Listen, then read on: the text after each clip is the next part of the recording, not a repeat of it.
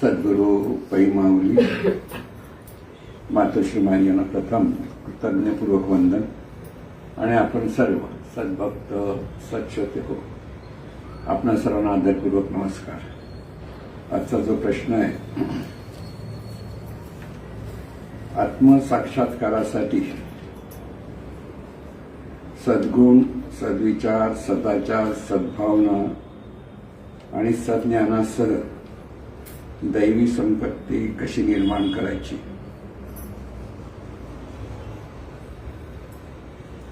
आत्मसाक्षात्कार म्हणजेच आत्मानुभूती, म्हणजेच मी म्हणून जे आहे तत्व, त्या तत्वाची अनुभूती होणं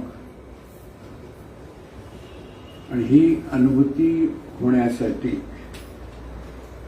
जे करायचं असतं त्याला आपण म्हणतो साधना किंवा अभ्यास। इथे सद्गुण, सद्विचार, सदाचार, सद्भावना आणि सज्ञान ही दैवी संपत्ती निर्माण झाल्यानंतर आत्मसाक्षात्कार होतो हे खरं नाही। लक्षात काय म्हणतो, एखादा माणूस सज्जन असेल, जर उदाहरण द्यायचं असेल तर बाबा आमटे सदाचार आहेत, सद्भावना आहेत, सद्गुण आहेत, कारण एवढ्या लोकांसाठी सेवा केली। त्यांना आत्मसाक्षात्कार झाला होता का? त्यांना माहितीच नव्हतं आत्मसाक्षात्कार वगैरे काय, त्या मार्गाला गेलेलेच नाही ते। अनेक अशी मोठी मंडळी आहेत जी समाजसेवक आहेत आणि समाजामध्ये अनेक लोक कार्य करणारे आहेत, त्यांना आत्मसाक्षात्कार झाला असं म्हणता येत नाही। मग नेमकं आत्मसाक्षात्कार आणि जे सद्भावना आहेत, सद्भावनेतून सद्विचार निर्माण होतात, सद्विचारातून सद्विचार निर्माण होतात, सद्विचारातून सदाचार निर्माण होतात, ह्याचा आणि आत्मसाक्षात्काराचा काय संबंध आहे? वाल्याला आत्मसाक्षात्कार झाला, तिथे सद्भावना, सद्विचार, सदाचार निर्माण झालेला होता का आधी? नव्हता। लक्षात घ्या, म्हणजे नेमकं काय आहे? पण जेव्हा त्यांना साक्षात्कार झाला, म्हणजे वाल्याचा वाल्मिकी झाला, म्हणजे तो साक्षात्कार झाला, परिवर्तन झालं, तेव्हा तिथे सद्भाव होता, सद्भावना होती, सदाचार होता, सद्विचार होता, सद्गुण होते, सर्व होतं। याचा अर्थ असा आहे की मानवी जीवनामध्ये सद्भाव, सद्भावना, सद्गुण, सद्विचार, सद्विचार, सदाचार यांची नितांत आवश्यकता आहेच, त्यांची नाही असं नाही। आणि त्यासाठी संस्कारातून ह्या सगळ्या गोष्टी प्राप्त होतात। संस्कार, सुसंस्कार असेल, अनेक माणसं सज्जन आपण म्हणतो, सज्जन म्हणजे कसं, किंवा त्यांची बोलण्याची पद्धत चांगली असते, सदुच्चार चांगला असतो, सद्विचार चांगला असतो, विचार चांगला, आचरण चांगलं असतं आणि सद्भावना पण असतात।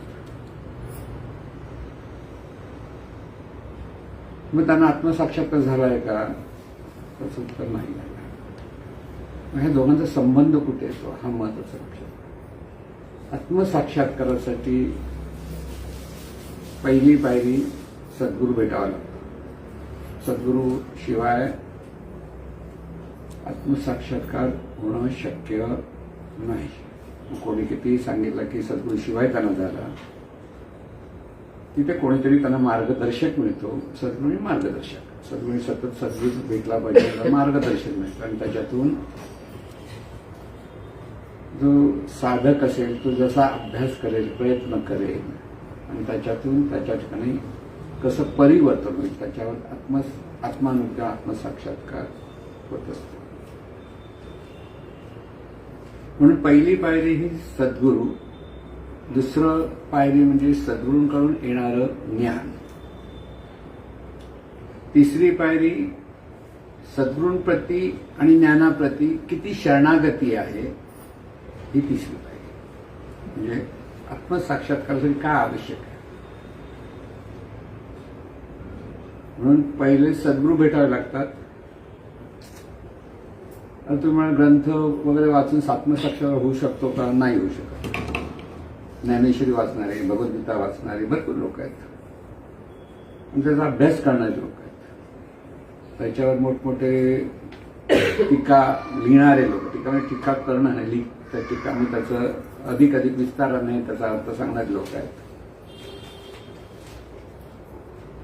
म्हणून ग्रंथ वाचूनही आत्मसाक्षात्कार होत नाही, ग्रंथाची पारायण करून आत्मसाक्षात्कार होत नाही,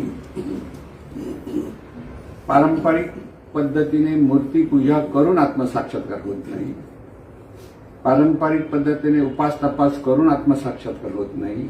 लक्षात घ्या नेमकं काय आता या सगळ्या गोष्टी तुम्हाला काहीतरी विचित्र वाटतं ना, ही खरी गोष्ट आहे. म्हणून सर्वसाधारणपणे आपण आपल्या कल्पनेतून किंवा पारंपरिक भावनेतून जे जे काही करतो तिथे आत्मसाक्षात्कार नसतो. म्हणजे लोक जे उत्सव साजरे करतात, तीर्थयात्रेला जातात, 4 धाम करतात, काशी यात्रेला जातात, वारी करतात किंवा कुठेतरी एखाद्या देवाच्या साठी अगदी चालत जातात, त्याच्यातून आत्मसाक्षात्कार होत नाही. दुसरे चांगले परिणाम वाईट परिणाम त्या कर्माप्रमाणे होतील, तो एक वेगळा भाग असतो. आत्मसाक्षात्कारासाठी सद्गुरूंचं ज्ञान, त्यांच्याप्रती असलेली साधकाची शरणागती, सद्गुरूंनी सांगितल्याप्रमाणे करण्याचा अटीतटीचा प्रयत्न असेल तिथे सद्गुरूचं ज्ञान किंवा सद्गुरू हीच पहिली प्रायोरिटी ज्याची असेल तो सत्साधक. जीवनामध्ये जो सत्साधक कोणाला म्हणायचं की ज्याला सद्गुरूंवरती पूर्ण श्रद्धा आहे, ते जे ज्ञान देतात त्या ज्ञान आत्मसात करण्याचा तो अगदी मनापासून प्रयत्न करत असतो. त्यामध्ये तो यशस्वी होतो असंही नसतं. बऱ्याच वेळा त्याला निराश येते. त्या निराशेतून सुद्धा पुढे करावं की न करावं अशी सुद्धा अवस्था येते. पण सद्गुरूंना शरणागत असेल तर तो तिथे थांबतो आणि पुन्हा पुन्हा पुन्हा प्रयत्न करत असतो. आणि त्याच्यातून जेव्हा विवेक निर्माण होतो, वैराग्य निर्माण होतं, तेव्हा आत्मसाक्षात्काराच्या दिशेने वाटचाल होते. वाटचाल लगेच सगळं झालं असं होत नाही. आणि म्हणून सद्गुरू आणि शिष्य असं जे हे जगातील सर्व नात्यांमध्ये अधिक जवळचं नातं आहे. अधिक जवळचं नातं आहे म्हणजे खरा सद्गुरू आणि खरा शिष्य. की तिथे शिष्यासाठी सद्गुरू ही व्यक्ती नसते, तिथे ती देवच म्हणा सोप्या भाषेत, तर ती शक्तीच आहे हा भाव असतो. आणि म्हणून आत्मानुभूतीसाठी बाह्यांगाने कितीही प्रयत्न केले, अगदी विद्वान माणूस आहे, त्याने खूप ग्रंथ वाचलेले आहेत, हल्ली युट्यूबवर अनेक लोकांची प्रवचनं आहेत, काही लोकांना सगळीकडे फिरवायची हौस असते, ह्याने काय सांगितलं, त्याने काय सांगितलं, त्याने काय सांगितलं, हौस असते. पण त्यांनाही आत्मसाक्षात्कार होणार नाही. म्हणजे हे स्पष्ट साधकाला कळलं पाहिजे आत्मसाक्षात्कार कुठे होऊ शकतो आपल्याला, की आपल्याला खरोखर हे ज्ञान आत्मसात करायचं असेल तर नेमकं काय करायचं? सद्गुरू जे सांगेल ते तसं तसं करता आलं पाहिजे या ज्ञानाच्या अपेक्षेत. सद्गुरू म्हणून सकाळी 5 वाजता उठतं, 5 वाजता उठता आलं पाहिजे. साधी सोपा उपाय नाही उठता येतो, गेला का माझं कळायचं. साधं 5 वाजता उठता आलं पाहिजे. इतकं कळलं तरी म्हणजे सद्गुरू साधा साधा उपाय सांगतात. 5 वाजता उठतोस का, नामस्मरण करतो का, आधी साधं साधं सांगतात की तू हेच कर असं सांगतात. नाही हो जमत. मग त्याला ते जमणार नाही. आता सद्गुरू जरा काय बोलत नाहीत, फक्त हसतात, गपचूप बसतात, काय करणार. म्हणून इथे गुरु ते ज्ञान, ज्ञानी आत्मदर्शन, आत्मदर्शनी समाधान. ज्ञानेश्वर महाराजांनी जे एक एक एक गोष्ट सांगितली, संतांनी सांगितलेली आहे, ती प्रथम महत्वाची लक्षात ठेवा. ते ज्ञानाचा पुरवठा, ते सेवा हा दारवंटा, तो स्वाधीन करी सुबता ओढवणी, असं ते सांगितलं. काय सांगितलं? सद्गुरू म्हणजे ज्ञानाचा पुरवठा, म्हणजे कोठार आहे. ते ज्ञानाचा पुरवठा, ते तर सेवा हा दारवंटा. ते सद्गुरू सेवा सांगितलेली आहे. आता सद्गुरू सेवा म्हणजे काय? सद्गुरू दिलेलं ज्ञान जो सेवन करतो तो सेवा करतो. सद्गुरूचे पाय चेपले पाहिजेत नाही. पाय चेपायची काय गरज? ते तर सेवा हा दारवंटा, तो स्वाधीन करी सुबटा. सुबटा म्हणजे अर्जुनाचं नाव सुबटा म्हटलंय. तो स्वाधीन कर. काय स्वाधीन कर? आपला जो अहंभाव आहे, मीपणा आहे, तो तुला त्याच्या सद्गुरूप्रती समर्पित करता आला पाहिजे. त्याला म्हणतात शरणागती. तो स्वाधीन करी सुबटा ओळगोनी. ओळगोनी म्हणजे मीपणा बाजूला करून तू तुला त्यांच्या सद्गुरूप्रती समर्पित कर.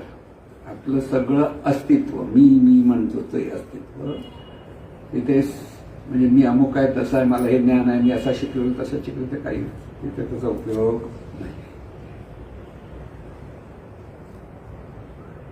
ज्ञानेश्वर माऊली कोणत्या कॉलेजमध्ये गेले होते? काहीच नव्हतं केलं. पण आजचे लोक त्यांच्यावरती, त्या ज्ञानेश्वरीवरती डॉक्टरेट करायचा अभ्यास करतात. म्हणजे संतांचं ज्ञान आणि विद्वत्तापूर्ण असलेलं ज्ञान याच्यात जमीन आसमानाचा फरक आहे, हे करून घ्या लक्षात. ते तर स्वाधीन करी सुबडा ओळ, तरी तनु मनु जीवे चरणासी लागावे, अगर्वता करावे दास्य सकळ. इथे दास होता आलं पाहिजे. तन म्हणजे शरीर, मन आणि जीव. तनु मनु जीवे हे सद्गुरूंप्रती समर्पित कर. तरी तनु मनु जीवे चरणासी लागावे. चरण कोणतं? सत आणि चित ही जी स्वरूप आहे, सद्गुरूंचं स्वरूप म्हटल्यानंतर, सद्गुरू शक्ती म्हटल्यानंतर, सत म्हणजे त्यांच्या ठिकाणी जे सतत त्याचं सत्यत्वाने अस्तित्व आहे ते सत.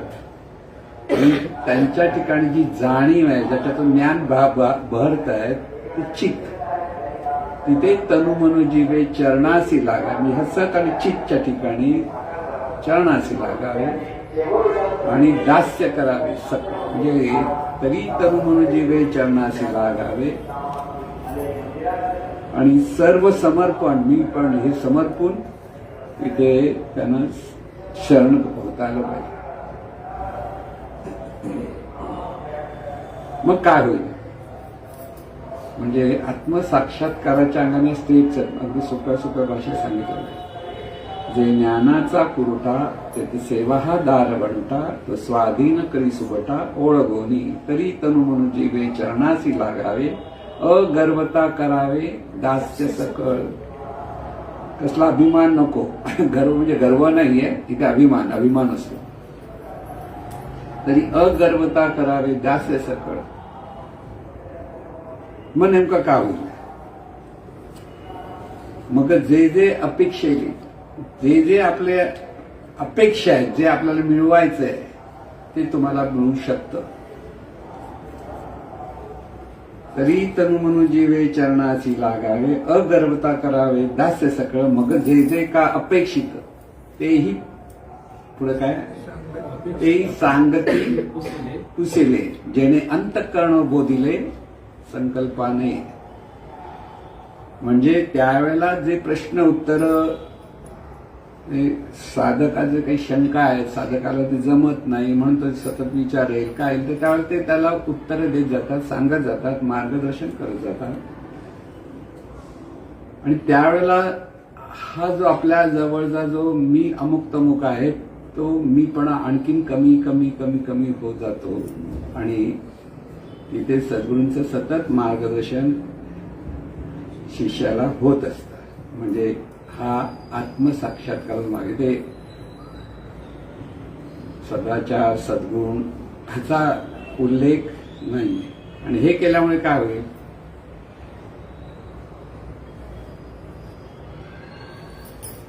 ते वेळी आपण पेया सहिते अशेषी भूते, माझ्या स्वरूपी अखंडिते देखसितू, ऐसा ज्ञान प्रकाश पाहिल तै मोहांधकार जाईल, जय गुरुकृपा होईल पाहताला.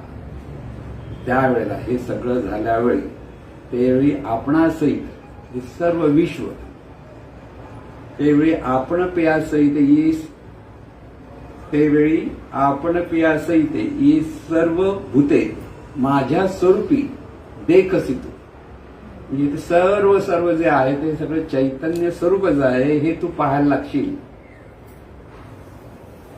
त्यावेळी आपण प्यासहित अशेषी भूते, माझ्या स्वरूपी अखंडिते अखंड देखसितू, तू पाहायला तुला दिसायला लागते त्यावेळी आपण प्यासहित अशेषी भूते, माझ्या स्वरूपी अखंडिते देखसितू, ऐसा ज्ञान प्रकाश पाहिला. हा ज्ञान प्रकाश जेव्हा प्रगट होईल, ऐसा ज्ञान प्रकाश पाहिलं तै मोहांधकार झाले. त्यावेळेला मोह वगैरेचा अंधकार आहे तो बाजूला होता, त्यावेळेस सद्गुण आहे. त्यावेळी आपण प्यासहिते अशेषी भूते, माझ्या स्वरूपी अखंडिते देखसितू, ऐसा ज्ञान प्रकाश पाहिलं, पाहिलं पाठ, ऐसा ज्ञान प्रकाश पाहिलं तै मोहांधकार जाईल, जय गुरुकृपा होईल पाहता. त्याला म्हणतात गुरुकृपा. म्हणजे साधकाला आत्मसाक्षात्कारासाठी हा आकाश मार्ग सांगितला. आकाश मार्ग म्हणजे दोन मार्ग आहेत, एक आकाश मार्ग आणि एक पिपिलिका मार्ग. पिपिलिका म्हणजे मुंगीचा मार्ग. मुंगीच्या वाटेने जायचंय की आकाश मार्ग म्हणजे विहंगासारखा, म्हणजे पक्षी उडतो ना, इथून डायरेक्ट त्या झाडावर जातो. मुंगीला इथून चढतात, त्या झाडा पण जायला किती वर्ष लागतील देव जाणे. गुरु आणि शिष्यामध्ये सद्गुरु हा खरा सद्गुरु हा सत शिष्याला हा विहंग मार्ग देतो, म्हणजे आकाश मार्ग देतो, पक्षाचा मार्ग असतो. परंतु इथे जर त्याला माहीत नसेल तर ते काय करतात, दुसरा एक मार्ग आहे. दुसरा मार्ग म्हणजे यम नियम आसन प्राणायाम वगैरे जे सांगितलं ना, समाधी, हे स्टेप बाय स्टेप. म्हणजे तिथे तुम्हाला स्वतःला कसं कसं कसं डेव्हलप करायचं. मग इथे या पद्धतीने तू ध्यानाला बस, तुझं हे काही ज्या गोष्टी नको करू, हे कर ते कर, असं सगळं पथ्यवित्त दिली जातात. मनाच्या अंगाने शरीराच्या अंगाने सगळे नियम सांगितले जातात. तो एक मार्ग आहे. आणि तो मार्ग हे सांगत असताना बाबा चांगला वाग,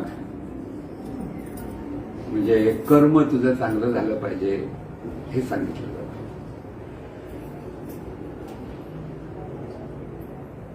पण काही वेळेला माणसं चांगलं कर्म करतात, काही वेळेला दुष्कर्म करून मोकळे होतात. त्यामुळे दुष्कर्म काय, अनिष्ट चिंतन करणं हे सगळ्यात मोठं दुष्कर्म आहे. आजच्याकडे तो कोणाला मारायला जात नाही ना,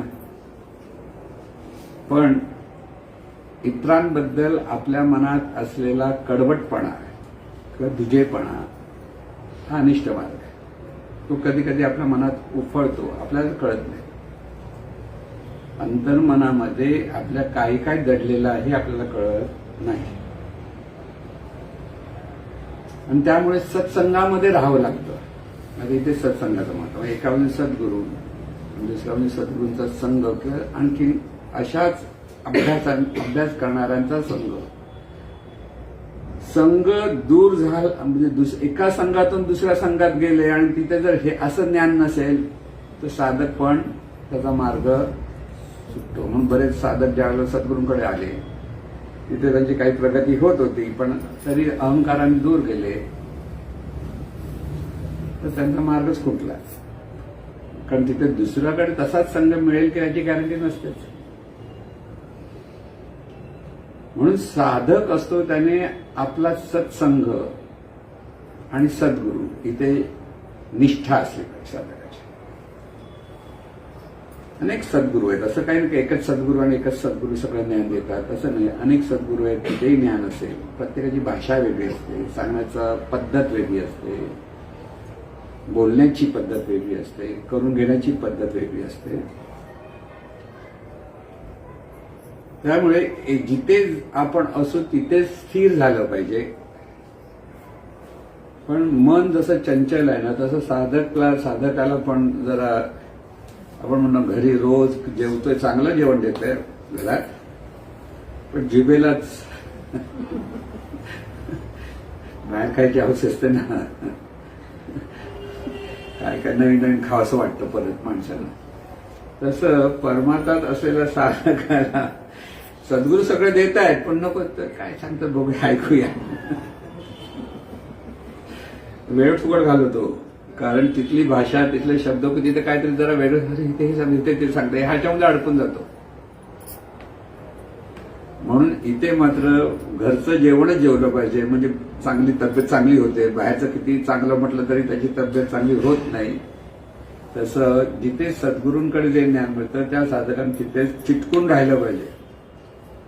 चिटकून राहणं हे शरणागतीचं लक्षण असतं. चिटकलं पाहिजे सद्गुरूंना, कारण ते जे सांगतायत त्याच पद्धतीनं एकदा कळलं की ते आपल्याला हे ज्ञान सर्वांगाने मिळत आहे तर तिथे त्याने राहिलं पाहिजे. म्हणून जो देहभाव आहे, आत्मसाक्षात्कार कधी होतो, जो देहभाव आहे तो देहभाव माणसाच्या ठिकाणी, साधकाच्या ठिकाणी विरळ होईपर्यंत, विरळ म्हणताय पूर्ण जाईल असं नाही, किंचितसा राहू शकतो, पण अधिक अधिक अधिक जो मीपण किंवा देहभाव कमी व्हायला लागतो तेव्हा सहजपणे त्याला सद्गुरूंच्या मार्गदर्शनातून आत्मानुभूतीचा मार्ग मिळतो, सापडतो. त्याला सद्गुरू कृपा म्हणतात. सद्गुरू जे सतत सांगत असतात की तोच भाग लक्ष. मग एका बाजूनी साधना, एकांत साधना म्हणतात, दुसऱ्या बाजूनी लोकांत साधना. एकांत साधनेमध्ये सद्गुरूने जे दाखवलंय कसं पाहायचं, कुठे पाहायचं, काय पाहायचं, म्हणजे दिव्य साधनेचा जो अभ्यास आणला तो साधकाने अभ्यास केलाच पाहिजे. कारण तिथे नेमकी अनुभूती काय ती कळते. आणि अशा साधकाने लोकसंग्रह निर्माण करण्याचा प्रयत्न केला पाहिजे. दुसऱ्या बाजूला म्हणजे सत्संग, थोडा लोकसंग्रह म्हणजे सत्संगात राहिलं पाहिजे. सत्संगामध्ये की जो आपला सद्गुरूंचा संघ आहे तिथे सर्वांशी संबंध कसा ठेवायचा हे शिकलं पाहिजे. दोन्ही बाजू आहेत. म्हणजे आपल्या जीवनामध्ये आपण कुठे अडकतो त्या प्रत्येक साधकाने लक्षात घ्यायचं. जो सत्संग आहे त्या प्रत्येकाने प्रत्येकावर निरपेक्ष प्रेम केलं पाहिजे. जसं एका कुटुंबात आपण असतो, भाऊ बहीण काका काय असं मुलं काही वडील असतात, ते कुटुंबातलं आपल्या प्रत्येकाचं भलं व्हावं हाच विचार असतो. आपल्याला कुटुंबातला कसा फायदा होईल, कसा येईल, अगदी परमार्थ माहीत नसला तरी प्रपंचाच्या अंगाने आपल्या कुटुंबाचे लोक सुखी व्हावे ही जशी भावना सहज असते तशी त्या संघामध्ये असलेल्या प्रत्येकाकडे पाहताना आपल्याला निरपेक्षपणे तो सुखी झाला पाहिजे की त्याच्या आपल्यापासून त्याला आनंद मिळाला पाहिजे हा अभ्यास केला पाहिजे. हाही अभ्यासच आहे. पटकन सगळ्यांशी आपल्याला जुळत नाही, बऱ्याच वेळेला असं होतं. पण आपला हा सत्संग असल्यामुळे तिथे जर सत्संगामध्ये प्रत्येकाशी आपले कसे चांगले संबंध येतील, कसे चांगले संबंध राहतील की ज्याच्यामुळे सगळ्यांना आनंद झाला पाहिजे. एक दुसरा सत्संग असा असला पाहिजे की ह्या संघामध्ये एकालाही काही जर अडचण असेल तर सगळी लोक तिथे धावली पाहिजेत. त्याला म्हणतात प्रेम. प्रेम म्हणजे काय? आपल्या अडीअडचणीमध्ये आपण नुसती हाक मारली तर ही सगळी मंडळी मदतीसाठी जेव्हा उभी राहत असतील तर तिथे म्हणतात तुम्हाला जीवनाला आधार मिळाला परमेश्वराचा. बाहेरगावी असं होतं की खूप पैसे आहेत, श्रीमंती आहे, सगळं आहे, पण ज्यावेळेला अडचण येते तेव्हा हाक मारायलाच कोण नसतं.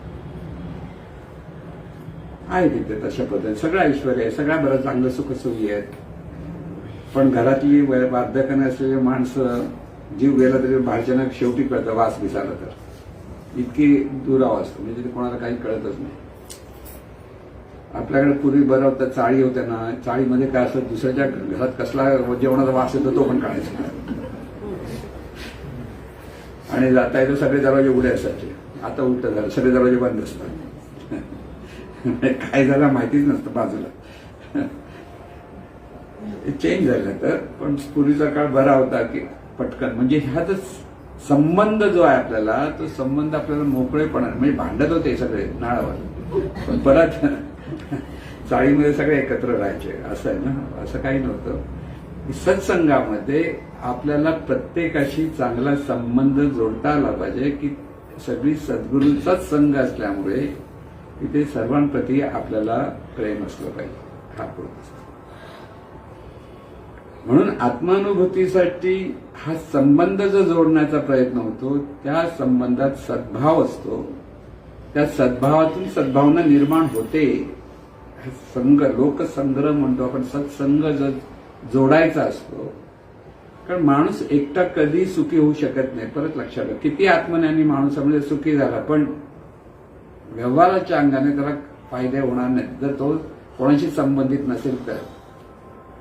हिमालयात बसलाय, सगळं आत्मनिर्भर झाले, पण तो एकटाच राहील. एकटा राहील म्हणजे आता मानवी देहाच्या अपेक्षेत मानवी मन हे सामाजिक प्रवृत्तीचं म्हणजे त्याला लोकांची आवश्यकता असते.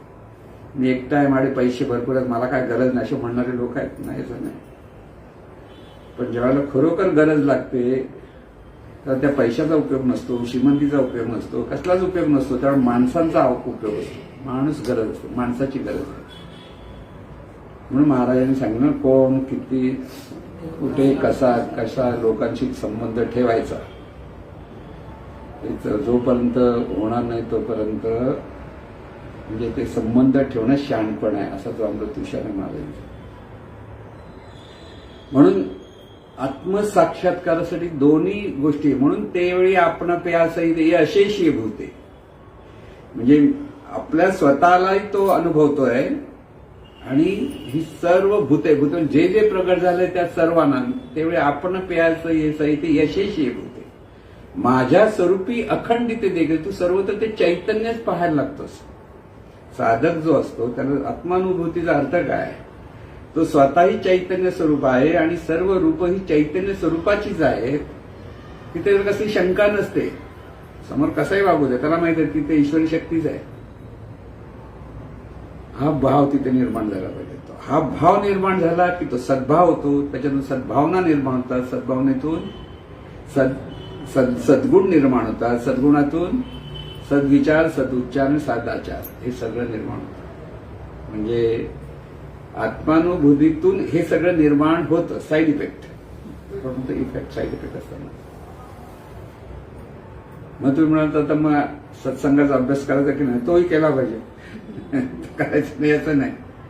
तुम्हाला सद्भाव आता सद्गुरू शिकवतात. सद्भाव कसा धरायचा, भाव कसा धरता आला पाहिजे, तिथून सद्भावना आपल्याकडे असली पाहिजे ते सांगतात.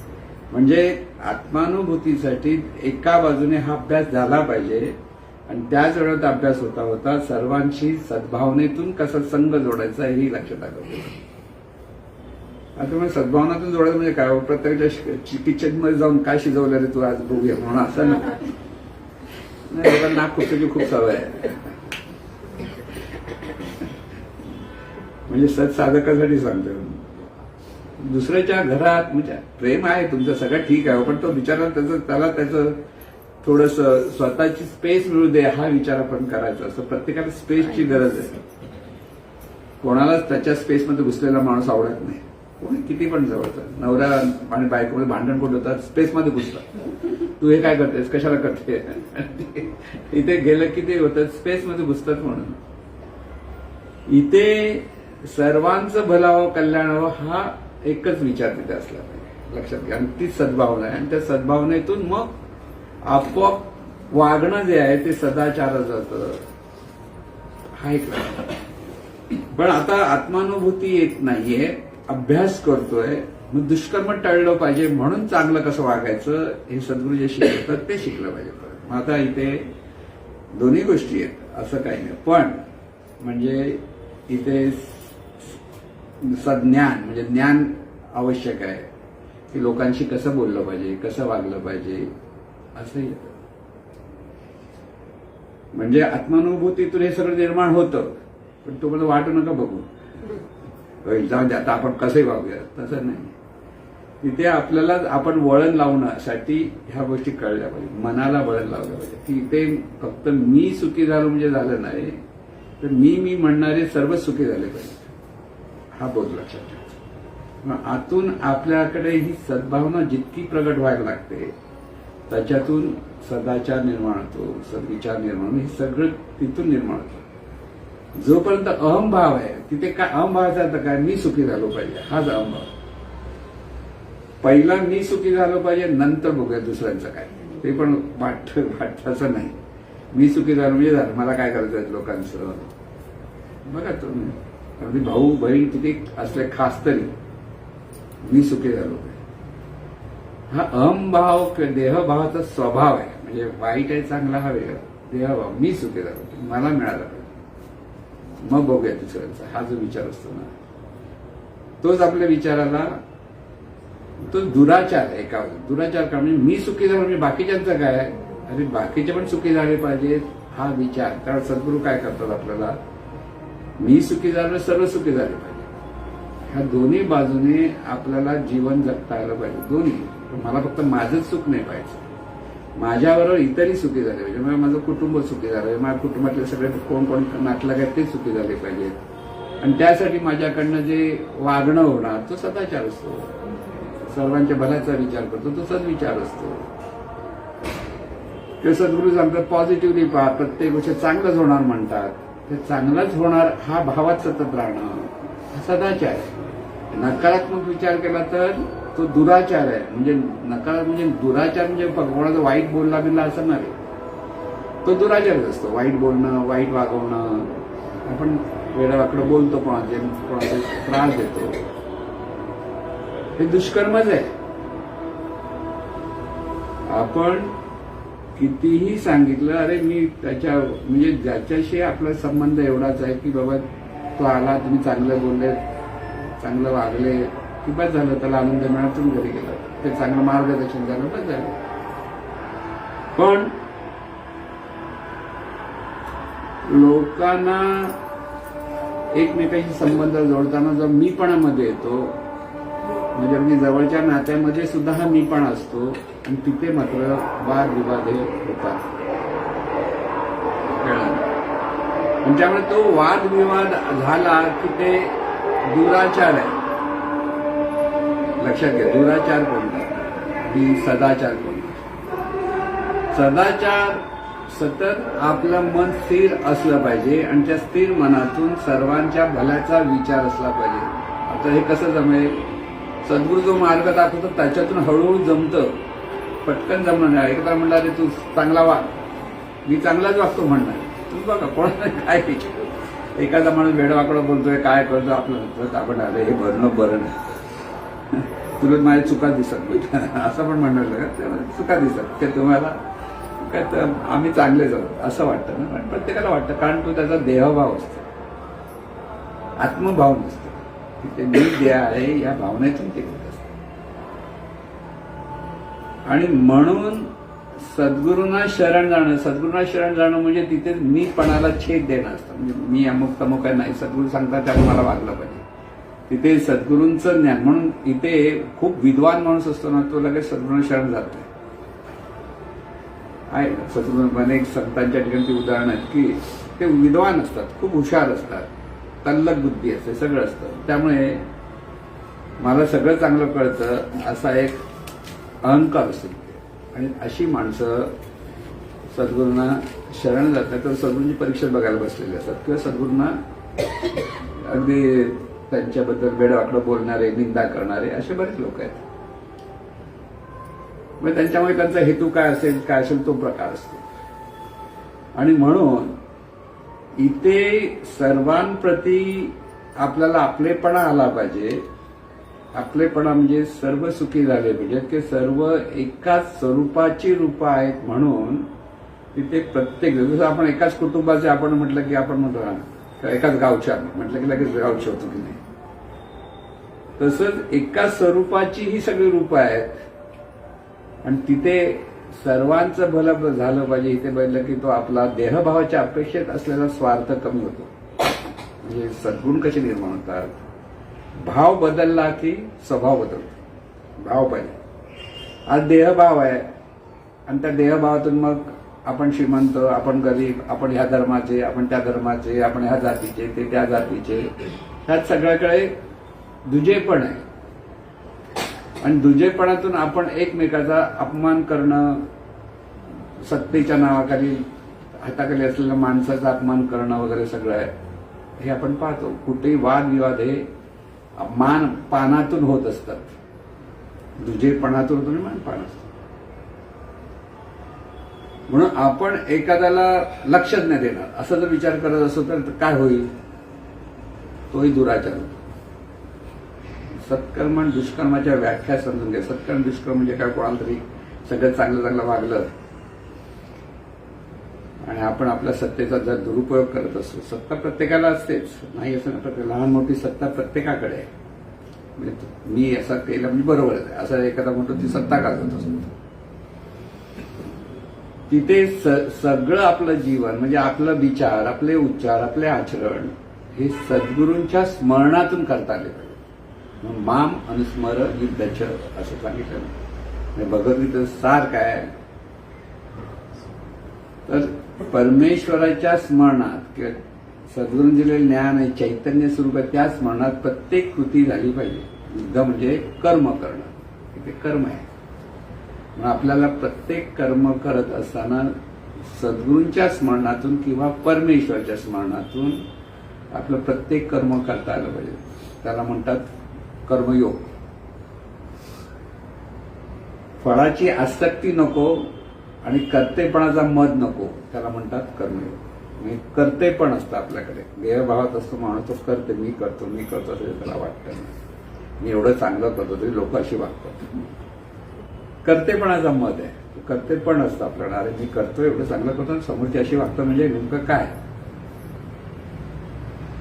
म्हणून समोरचा चांगला वागेल इथे माणूस आसक्त असतो, म्हणजे फळ असंच मिळालं पाहिजे आणि ते मिळत नाही की रागावतो. आपण एखाद्याशी चांगलं बोलतो आणि समोरचा वेडावाकडंच बोलतो. काय केलं पाहिजे, शांत बसलं पाहिजे, नाही त्याला परत टपली मारूया, हे करूया असं नाही, तिथं वाईट विचार येतो. म्हणून समोरचा कसाही वागो, तू मात्र सद्गुरूचा शिष्य असेल तर तुला स्थिर मनाने, शांत मनाने ह्या सर्व गोष्टी सहजपणे समजून घेता आल्या पाहिजे. की समोरच्याचं तेवढा अजून देहभावत आहे, की समोरच्याचं अजून त्याला काही कळत नाही. याच्यातून आपण आपल्या ठिकाणी सहनशक्ती वाढून घेता आली पाहिजे. म्हणजे तिथे सगळे गुण कसे येतात ते मी सांगतो तुम्हाला. प्रत्येकाकडे समत्वाने पाहता येतं, समोरचा कसाही वागला तर सहनशील वृत्तीने शांत बसता येतं. हे सद्गुण आपोआप प्रकट होतात. कधी हा अभ्यास करायला लागला तर सर्वत्र दिव्यत्व आहे, याचं ईश्वरत्व आहे, म्हणजे मी म्हणून कोणीच नाही, ते आहे ते सर्व सद्गुरूच आहे म्हटल्यानंतर सगळी आसक्ती, सगळी भीती, सगळी अंधश्रद्धा सगळं जात असेल तर तू सद्गुरू भक्त आहेस. नाही तर तुझ्याकडे अंधश्रद्धा आहे. म्हणजे सद्गुरूंकडे येतात, सद्गुरू महाराज दर मंगळवारी काही गणपतीला जायची गरज नाही तरी मंगळवारी जातात. देवीला जातात, सगळ्या देवदेवतांची पूजा अर्चा करत असतात, पण खरा देव कळत नाही आणि त्या देवदेवतांच्या परीक्षेत जातात. तर समाधान होत असेल नसेल तर असं वाईट नाही, पण जे करायला पाहिजे ते आपण करत नाही हे कळलं पाहिजे आपल्याला लक्षात. साधकांसाठी सांगतोय, बाकी सर्वसाधारण माणसांनी ते करावं म्हणा, सर्व म्हणून जा सगळ्या उत्सव करा, म्हणजे वेळ आपलं करण्याचे तिथे तरी चांगले राहतील ना, मारामारी तरी नाही करणार, चांगले विचार तरी तोडापुरती करतात. पण हे तितकं खरं नसतं. पूर्वीच्या काळी मला नेहमी सांगायचं ते लालबागला कोंबडे गल्ली ही आणखी कुठची गल्ल्या आहेत, नावं आहेत सगळं ना, त्यावर दादागिरी भरपूर असायच्या. पूर्वी माझे वडील त्यावेळी इन्स्पेक्टर होते, त्यावेळेची गोष्ट असते. ते शहरीमध्ये होते, त्यामुळे काय करायचे ते तिथे जाऊन, कारण हे लोक ज्यावेळेला गणपतीचं उत्सवाच्या त्या विसर्जन असतं ना, तर ट्रकवर गणपती नेतो, त्या ट्रकच्या खाली तलवारी बिलवारी भरलेली, मारामारी केली की एकमेकाला त्या काळात मारायचे. म्हणजे गणपतीचा भक्ती कुठे गेली आणि द्वेष कसा त्यांच्या मनात राहिला असा एक काळ होता. आता नाही येतो, तरी पण भांडण तर आहेतच. आमचा गणपती श्रेष्ठ, आमचा राजा, तो त्या गल्लीचा राजा म्हणतो, तो त्या गल्लीचा राजा. याचा अर्थ आहे की दुजेपणातून म्हणजे गणपती कळत नाही, कोण गणपती, आमचाच गणपती खरा, असं जे माणसाला वाटतं. म्हणजे स्वतःच्या ठिकाणी सगळं क्रेडिट घेण्याची जी एक हाऊस असते माणसाला, त्याला देहभावातून सुटका झालेली नाही. म्हणून म्हटलं हे सगळं करून जोपर्यंत देहभावातून सुटका होत नाही तोपर्यंत आत्मानुभूती नाही की आत्मसाक्षात्कार नाहीये. आणि जोपर्यंत हा अभ्यास आपण करत नाही तोपर्यंत सद्गुण खऱ्या अर्थाने प्रकट होत नाही. खऱ्या अर्थाने दोन पद्धतीने सद्गुण प्रकट होतात. कसं असतं, काम, क्रोध, लोभ, मोह, मत्सर हे विकार आहे आपण म्हणतो ना सर्वजण, आणि जीवननिर्धारण सांग त्या प्रेरणा आहेत. मूळ प्रेरणा आहेत. प्रेरणा म्हणजे काम म्हणजे काय, आपल्याला सतत काहीतरी हवं असतं, ही प्रेरणा आहे. हवं असतं काहीतरी, भूक लागली तर जेवण हवं असतं, ताण लागली तर पाणी हवं असतं, ही आवश्यक गोष्टी पण आहेत. प्रपंचासाठी पैसा हवा असतो, काम आपण करतो, हे करतो, पण तो हवेपणा वाढतो तेव्हा तो विकार असतो. मग आता सायबरचे गुन्हे बिन्हे आपण म्हणतो, हे का हवेपणा आहे. त्यांचे करोडो रुपये लोकांकडून फसवून मिळत आहेत, ते दुष्कर्म आहे त्यांचं. त्यांना जरी पैसे आता मिळत असतील पण त्याचा दुष्कर्माचा परिणाम त्याला मिळायचा तर मिळणार पुढे नियमाप्रमाणे काय असेल ते. म्हणून जी कामना आसक्तीकडे वळते काम, तर तो विकार आहे. तिथे मीपण आहे. म्हणजे विकाराचं अधिष्ठान काय, देहभाव. देहभावातून काम आहे तर तो विकार आहे. क्रोध विकार आहे, लोभ विकार आहे, मोह विकार आहे, मद विकार आहे, मत्सर विकार आहे, हे सगळे विकार आहे. पण जसजसा अभ्यास साधक करत असेल, करायला लागेल, त्यावेळेला त्याचं जसं त्याला हे लक्षात यायला लागतं की सर्व जीवन आणि ह्या जीवनामध्ये सगळं एकाच चैतन्य स्वरूपाची सगळी रूप आहेत. पटकन समजलं नाही तर तो अभ्यास करता करता थोडं थोडं समजायला लागतं. तो कर्म करताना सावध व्हायला लागतो. पटकन तो पूर्वी आरडाओरडा करतो, तो जर थोडा शांत होतो, पटकन नाही बोलत. अशा पद्धतीने त्याचं हळूहळू परिवर्तन, म्हणजे तिथे सद्गुण प्रकट व्हायला लागतात हळूहळू, पटकन नाही होत.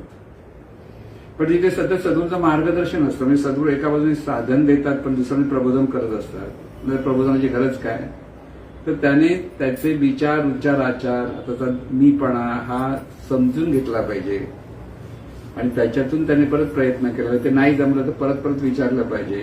सगळ्या गोष्टी सद्गुरू आणि शिष्य यांच्यामध्ये देवाणघेवाण विचारांची चालू असली पाहिजे. तिथे सतत शिष्य त्याच्या योग्य मार्गावर होता तो घसरतो. जरा तिथे तिकडचं तिकडे तो फिरायला गेला की बाजूच्या मार्गाला गेला की घसरतो. कारण परमार्थातली वाट ही फार निसरडी असते म्हणतात. आणि म्हणून इथे ही जी कामना आहे, ही कामना म्हणजे जे हवेपणा आहे, त्या हवेपणाचं रूपांतर किती कुठे असलं पाहिजे, खरं प्रीतीमध्ये असलं. आपल्या दुजेपणातून जी कामना, मला हे हवं, मला ते हवं, तिथे ही जी कामना आहे म्हणजे दुजेपणातून पाळताना मलाच हवं, मलाच हवं, मलाच हवं, तिथे सर्वांना मिळावं म्हटलं की ती प्रीती आहे. मला हवं तसं सर्वांना हवं. म्हणजे ते विकारावतून थोडंसं परिवर्तन होतं. जिथे क्रोध आहे तिथे सहिष्णुता येते, सहन करता येतं. पहिला क्रोध आहे पटकन यायचा, आता नाही असं होतं. म्हणजे पूर्वीसारखा मी ओरडत नाही असं म्हणतो. अरे मी पूर्वी असे आणि असं वरून कानाकडे चढवली असते असं म्हणतो. पण आता आता नाही, आता मी तसं करत नाही. म्हणजे थोडा सहिष्णू झाला, कळलं. मी गेला संपूर्ण बरा झाला असं नाही म्हणते. म्हणजे जिथे क्रोधिष्ट होता माणूस तो हळूहळू त्याचा क्रोध कमी व्हायला, राग कमी झाला तर त्याची काहीतरी सुधारणा, एवढं म्हणजे बघण्यासाठी सांगत. तिसरा जो असतो काम, क्रोध, लोभ. लोभ म्हणजे अधिक अधिक हवं, अधिक अधिक हवं असतं माणसाला. आता अधिक अधिक हवं म्हणजे काय हवं असतं, त्याला सुख हवं असतं. अमुक एका गोष्टी अधिक अधिक सवय असतात. त्या अधिक हवं म्हणजे आता पैशामुळे सुख मिळतं म्हणजे लोक पैशाच्या मागे लागतात. किंवा निरनिळ्या वस्तूपासून सुख मिळतं तिच्या मागे लागतात असं आपण म्हणतो ना. तर लोभ, तिथे आपलं तिथे जे असायला पाहिजे तिथे तुम्हाला समाधानी वृत्ती असली पाहिजे. जे सुख आहे त्याच्यात समाधान आहे. हा म्हणजे इथे सुधारला, थोडासा सुधारला. देहभाव तसाच आहे पण ऐकून ऐकून ऐकून तो करतो. जिथे मोह आहे तिथे संयम निर्माण होतो.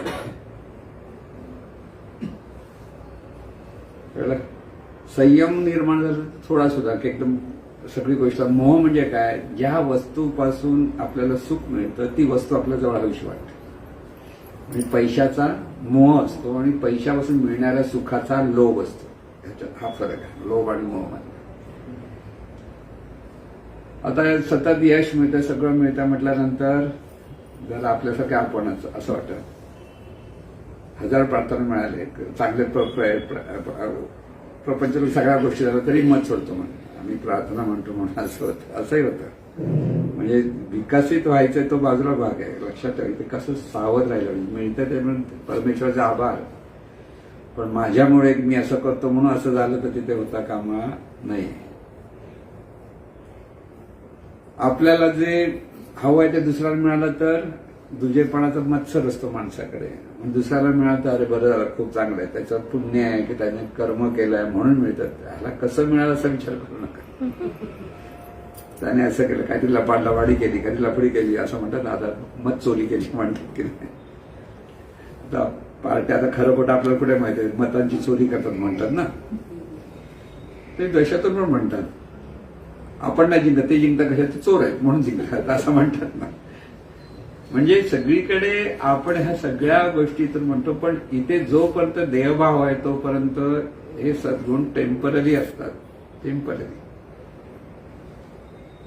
जोपर्यंत स्वरूपभाव प्रगट होत नाही तोपर्यंत ते होत नाही. म्हणून आपण उलट घेतो, प्रेम भक्ती स्वरूप प्रीती. प्रेम भक्ती म्हणजे स्वरूप भक्ती असेल तर तिथे प्रीती, शांती स्वरूप सहिष्णुता, तृप्ती स्वरूप समाधान, विवेक स्वरूप संयम, विनय स्वरूप सामंजस्य आणि आदर स्वरूप आपलं. हा खरा सद्गुण आहे. तुम्ही देहभावातून किती चांगले गुण ठेवले ते थोड्या वेळासाठी असतात. जराचं आपल्याला कोण टोचलं की आतापर्यंत तुझी मैत्री पाहिजे, आता माझं शत्रुत्व, असा एक डायलॉग माझा नसलं, तेच सुरू होतं प्रत्येकाला. आता ह्याला बघूया कसा करतो ते, असं म्हणतात की नाही. त्यामुळे ते सद्गुण परमनंट नसतात. जोपर्यंत स्वरूपभाव प्रगट होत नाही तोपर्यंत, जोपर्यंत देहभाव जात नाही तोपर्यंत सद्गुण हे टेम्पररी असतात. ते परमनंट झाले पाहिजे. म्हणून गौतम बुद्धांकडे त्यांच्याकडे सद्गुण सगळं परमनंट होते, संतांकडे सगळे सद्गुण परमनंट होते. तुकाराम महाराज म्हणायचे, भले तर देऊ कासेची लंगोटी, नाठाळ्याच्या माती घालू काठी, पण एकदा पण बिचाराने कोणाला काठी मारली नाही. बोलले फक्त. त्यामुळे संत की आत्मज्ञानी पुरुष हा कोणाचा अहिताचा विचार करू शकत नाही. म्हणून महाराजांनी एकदा प्रवचन म्हणाले, मला कोणी लाख रुपये दिले तर मी कोणाचा वाईट विचार करू शकत नाही. का? कारण त्यांच्याकडे ते ज्ञानच प्रगट झालेलं असतं, की तिथे ज्ञान असतं आणि त्या ज्ञानातूनच ते पाहतात. तुम्ही कसेही वागा, म्हणून साधकालाही तसंच वागता आलं पाहिजे. लक्षात घ्या, साधकांना त्यांचा आदर्श म्हणजे सद्गुरूच असला पाहिजे. सॅम्पल आपण म्हणतो हे सॅम्पल आहे, त्याप्रमाणे वागा. सॅम्पल म्हणजे चांगलं पुरा. सॅम्पल म्हणजे दोन अर्थ लावतो ना आपण, तसं दुसरा अर्थ नाही तर आपण म्हणतो ना कधी कधी कोण ऐकत नाही, ऐकू नये त्याचं हे सॅम्पल आहे. कसा हा माणसा असाच, आणि जो खरोखर त्याबद्दल वागतो तर असं वागलं पाहिजे त्याचं हे सॅम्पल आहे. दोन्ही गोष्टी सॅम्पल म्हणजे नमुना कसा असला पाहिजे. साधकाने चांगल्या गोष्टी म्हणजे सत्संग खूप महत्वाचा आहे. सद्गुरूचा संग तर आहेच, पण त्याचबरोबर सत्संग पाहिजे. आणि सत्संग निर्माण झाल्याशिवाय ही प्रगती होत नाही. कारण एकांतात किती वेळ साधना करणार, काही मर्यादा आहेत, पण त्याच्यानंतर सत्संगामध्ये जे आपण राहायला लागतो त्यामुळे तिथे परत सद्भावना, सद्विचार हे सगळं जे आपण म्हणतो ते त्याचे प्रॅक्टिकल आपण सत्संगामध्ये कसं वागायचं, कसं बोलायचं, कसं प्रेमाने सगळ्यांचा मन ठेवायचं, तुमच्यामुळे समोरच्याला आनंद झाला पाहिजे, तर तिथे कमी कमी दुःखी होता कामा नये. हा विचार साधकाकडे नेहमी असला. चुकून सुद्धा आपल्याला कोणाला दुःख द्यायचं नाही. मला आता तुम्ही जेव्हा प्रथम स्कूटर चालवायला गेले तर माझ्याकडे एक संकल्प होता, माझ्या स्कूटरच्या टायर खाली मुंगी पण येता कामा नये. विचार करा, म्हणजे त्यावेळेला का मला पण त्यावेळेला असा एक विचार होता, तो विचारसाठी तसं आपल्यामुळे कोणालाही दुःख होता कामा नये. हा पहिला विचार साधकाकडे असला पाहिजे. माझ्यामुळे, माझ्या वागण्यामुळे. म्हणून खरा सद्गुरू भक्त तर तोच असतो की ज्याला सद्गुरू जे सांगतात की सर्वांची तुझे सलोख्याचे संबंध असले पाहिजेत, तिथे तो असायला. माणसं वेगळी वागणारच, सगळे काय आत्मज्ञानी नाही आहेत. आत्मज्ञानी कोणच नसतं, आणि त्यामुळे चांगले आणि वाईट गुण हे प्रत्येकाकडे असतात. चांगल्या गुणांना तुम्ही पुढे वरवर करायचं असतं की चांगले गुण अधिक येतील. एखाद्या माणसाकडे गुण आहे त्याचं कौतुक मुद्दाम करा की त्याचे गुण तिथे प्रकट झाले पाहिजेत. इथे जेव्हा त्या पद्धतीने आपण जेव्हा सगळ्यांशी संबंध ठेवायला लागतो त्यावेळेला आपोआप चांगले संबंध असतात. प्रत्येकाकडे थोडंसं चांगलं वाईट वागणं असतं, कारण ते सगळ्यांना सुधारायचं आहे, सगळे सुधारण्यासाठी एकत्र आले. पण आपण तिथे उगी निंदा करत बसलो की तो सत्संग बिघडतो परत, आणि त्याचा काही सद्गुरूंना खूप आनंद होतो असंही नसतं. हा विचार नेहमी पक्का करा की आपल्याला साधक म्हणून जीवन जगायचं आहे, ते सत्साधक व्हायला पाहिजे. आणि सत्साधकासाठी संघामध्ये आनंदाने राहता आलं पाहिजे, आणि तो आपल्याला खूप मोठा आधार असतो. सत्संगामध्ये राहाल तर तो अगदी शेवटच्या क्षणापर्यंत आपल्या जीवनाला म्हणजे देहाच्या अपेक्षेत राहताना हा मोठा आधार असतो. आणि त्याची गॅरंटी ज्याला असते तो माणूस नेहमी बिंदास असतो. हाक मारली की लोक येणार, मला काय काळजी नाही असं जेव्हा माणसं वाटतं त्याला मग भीती नाही वाटत. एकटाच माणूस कोण कधी येईल माहित नाही तर तुम्हाला भीती वाटणार, बापरे असं झालं काय होईल, तसं झालं काय होईल, इथे माणसं अडकतात. म्हणून सद्गुरूंचं ज्ञान आणि त्याचबरोबर सद्गुरूंचा संघ या दोन्ही गोष्टीमध्ये जो साधक रममाण होतो त्याची आत्मानुभूतीपर्यंत प्रगती होते. आणि ही अशी सर्वांची प्रगती हो ही सद्गुरूचरणी प्रार्थना. ईश्वरा सर्वांना चांगली बुद्धी दे, आरोग्य दे, सर्वांना सुखात आनंदात ऐश्वर्यात ठेव. सर्वांचं भलं कर, कल्याण कर, रक्षण कर, आणि तुझे गोड नाम मुखात खंड राहू दे. सद्गुरुनाथ महाराज की जय.